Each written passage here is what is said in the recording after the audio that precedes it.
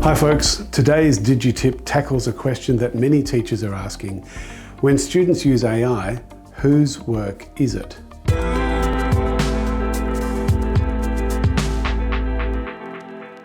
As generative AI becomes more common in schools, understanding authorship and attribution is becoming an essential part of digital literacy. Let's start with 3 examples. First, a poem. Mia typed a one-line prompt into Copilot. Write me a sad poem about my dog. She submitted exactly what it wrote.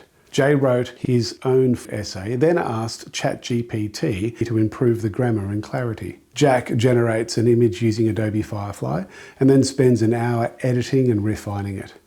Which of these is truly the student's work? The answer isn't always black and white.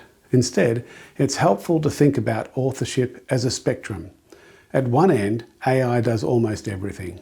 At the other end, the student does all the thinking, creating, and decision-making. Most student work sits somewhere in between. A useful principle to teach students is the more human thinking, decision-making, and creative effort involved, the stronger their claim to authorship. But authorship is only part of the story. Students also need to understand attribution. Just as we teach students to acknowledge books, websites, and images, we should also teach them to acknowledge significant AI use. A simple AI acknowledgement should include which AI tool was used, when it was used, what was asked, how the output was used. For example, I used ChatGPT on the 10th of June 2026 to help brainstorm possible essay topics. I selected one idea and I wrote the essay myself. Simple, honest, transparent. Another important concept is ownership.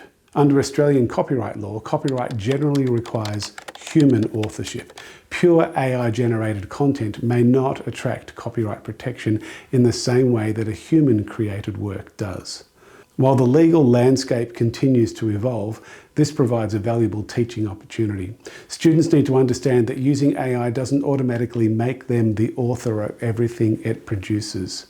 So, before students submit work created with AI, encourage them to ask 3 questions. Is it fair? Is the work still mainly mine? Is it transparent? Have I clearly explained how AI was used?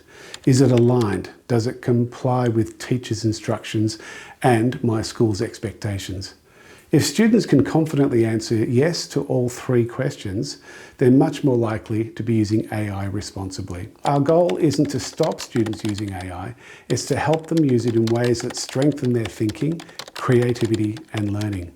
Because the future won't belong to people who simply use AI, it will belong to people who know when to create, when to collaborate, and when to give credit where credit is due. Thanks for listening, and I'll see you next for another top DigiTip for busy teachers.